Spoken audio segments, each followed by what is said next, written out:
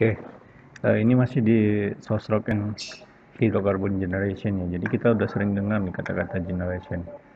Generationnya adalah suatu proses di mana batuan induk mengalami pemanasan dan tekanan yang cukup untuk merubah material organik menjadi hidrokarbon. Jadi generationnya adalah proses pemasakan si material organik yang ada di Sosrock ya. Nah, lalu hidrokarbon ya, menurut Han tahun 79, kandungan bahan organik pada batuan induk yang tersusun oleh lebih kurang 80-99% kerogen. Selebihnya adalah bitumen. Nah, ini. Lalu perbedaan antara kerogen dan bitumen di sini adalah kerogennya adalah bahan organik yang terdiri dari partikel-partikel yang masral ya. Nah, terdapat di batuan sedimen yang menjadi migas akibat pematangan dan yang tidak dapat larut dalam asam oksidasi ya, basa dan ataupun dalam pelarut organik biasa. Sedangkan bitumen ya adalah material organik yang dapat larut ya, atau biasa disebut dengan extractable organic matter. Itu ya perbedaannya ya antara kerogen dan bitumen. Kalau bitumen dia bisa larut, kalau kerogennya tidak dapat larut dalam pelarut organik biasa gitu ya. Oke, kita lanjut ya ke slide selanjutnya. Ini mungkin slide ini udah pernah dijelaskan ya. Jadi batuan yang kaya akan material organik karena adanya pedante yang cukup ya, yang relatif tinggi lah cukup ya. Dia mengalami proses generation dan berubah menjadi minyak ya. Di sini ada tipe kerogen ya. Sebenarnya nggak cocok ya dikatakan tipe kerogennya karena yang di sini adalah tipe minyak ya. Nah, itu kita skip aja slide ini. Nah, ada minyak ringan dan minyak berat ya.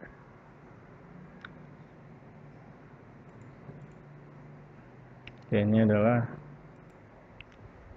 sorry saya ulangi ya. Jadi ini adalah tipe kerogen ya menurut Van Crevelen ya. Jadi menurut Van Crevelen ini tipe kerogen itu ada 4 ya.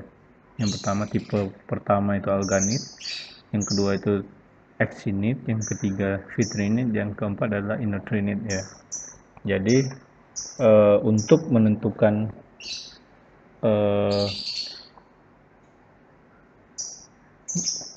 sauce rock atau minyak kita ini berada di tipe kerogen yang mana, digunakan diagram Van Crevelen ini ya. Jadi di sini diplot untuk sumbu X-nya ini adalah rasio dari atom oksigen per karbon yang ada di kerogen, dan yang di Y-nya adalah rasio dari atom hidrokarbon per karbon di kerogen. Yang jadi yang sumbu Y-nya adalah hidrogen, yang sumbu X-nya adalah oksigen. Nah, kerogen masih ingat ya, kerogennya adalah bahan organik yang terdapat di dalam endapan sedimen ya. Nah, ini atau di batuan sosrock. Jadi kalau disebut kerogen ini kalau dia tidak dapat larut ya. Tapi kalau dia bisa larut itu disebut dengan bitumen. Oke ya. Oke. Untuk tipe 1 yang alganin ini adalah bahan-bahan organiknya ini terdiri dari alga ya, yang merupakan lingkungan pengendapan dari lacustrin ya. Nah, ini. Yang tipe 1 ada di sini, ini tipe 2, 3, dan ini yang tipe 4 ya. Jadi ini lingkungan pengendapannya umumnya adalah lacustrin dan lagun ya, atau lacustrin itu danau ya.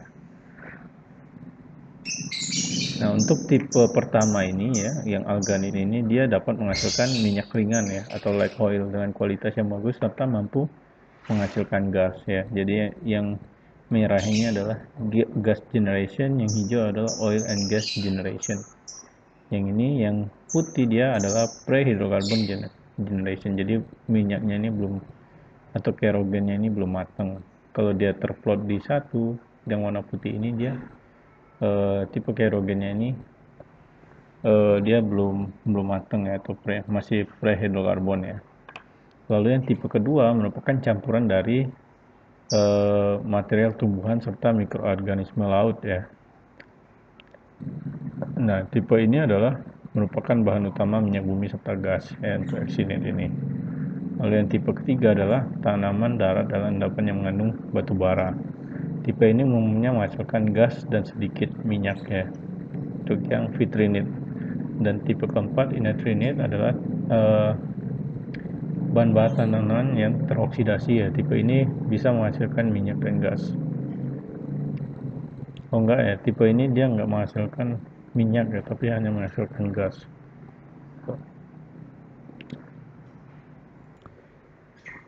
Lanjut. Nah, ini adalah tabel list dan define list for basic kerogen.